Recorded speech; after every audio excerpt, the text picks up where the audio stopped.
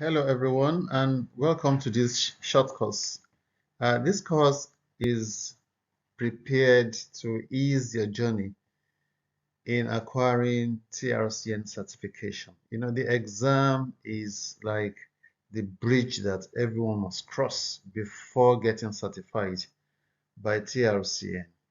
So I have compiled a series of very vital information as you prepare for the exam, as well as embedded over 300 frequently asked questions during the exam to make life easy for everyone.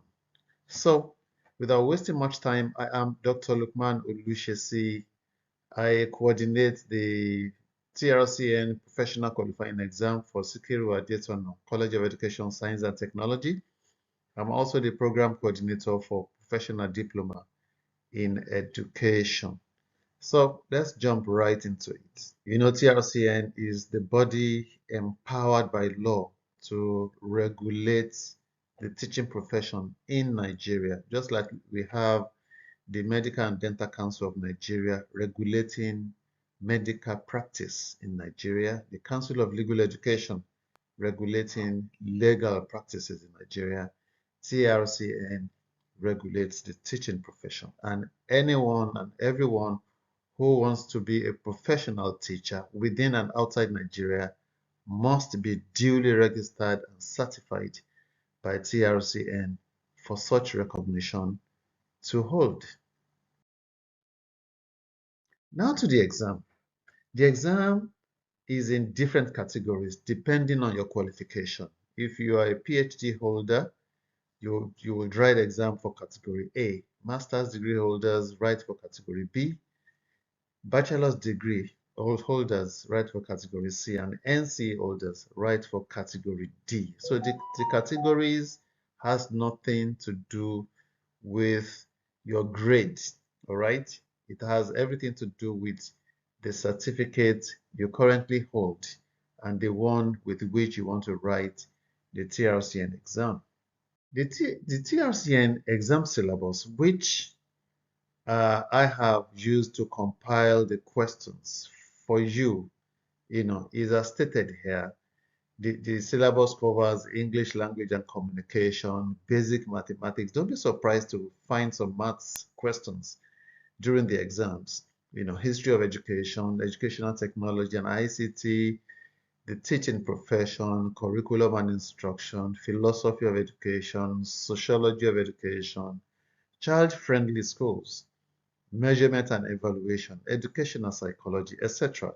You know, I have taken pains to ensure that every single aspect of the syllabus is covered during the frequently asked question session.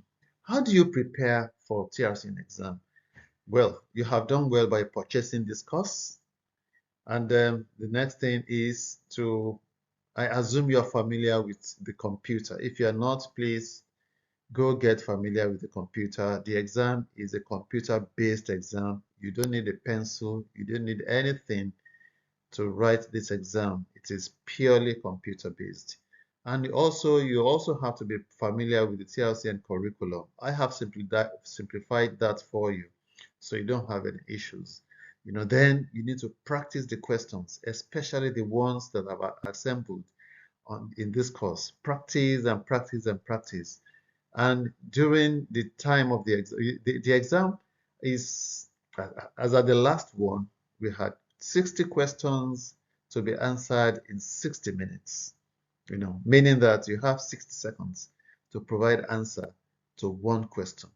And as an advice, you don't want to spend the entire 60 seconds in 1 second, because there are some questions that you might not be able to provide answers to immediately. You want to skip them to the next one, such that when you now finish the entire exam, you want to go back to the ones you skipped so that you can attempt to answer them. Another thing is that there's no negative marking. So the ones you don't know, you can make an intelligent guess. There's no negative marking. If you miss any question, then it is not going to attract anything negative for you. All right. And then the pass mark is 50%. If You write 60 questions, you only need to get 30 correctly, for you to scale through the exam. So timing is everything. On the day of the exam, remember you will need your examination number. That examination number that we call the PQE number comes from TRCN as part of what you get after registering with TRCN and paying for the exam. All right. And also you need to also come to the examination hall with a photo ID. Photo ID is any identification that carries your photograph.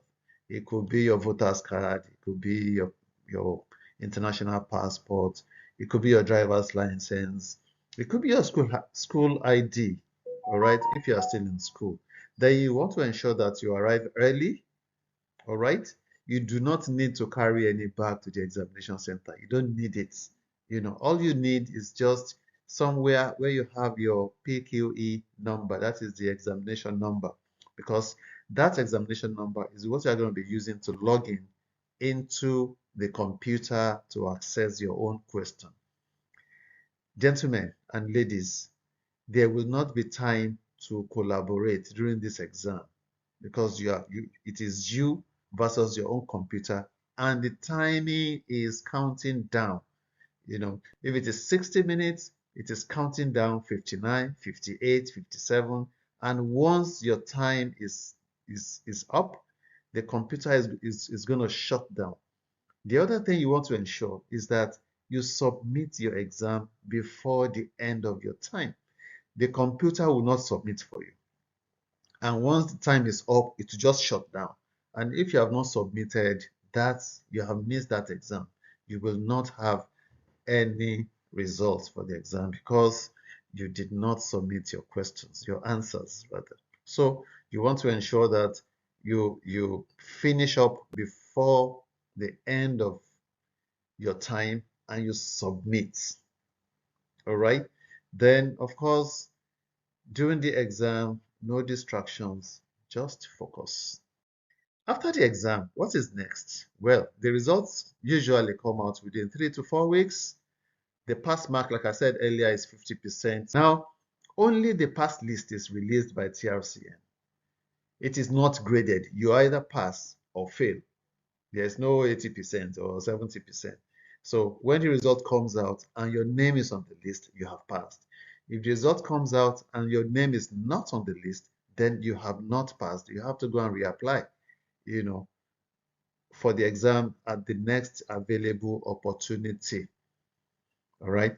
Now, when you are successful in the exam, then that is the time to now apply for the certificates and then apply for the license.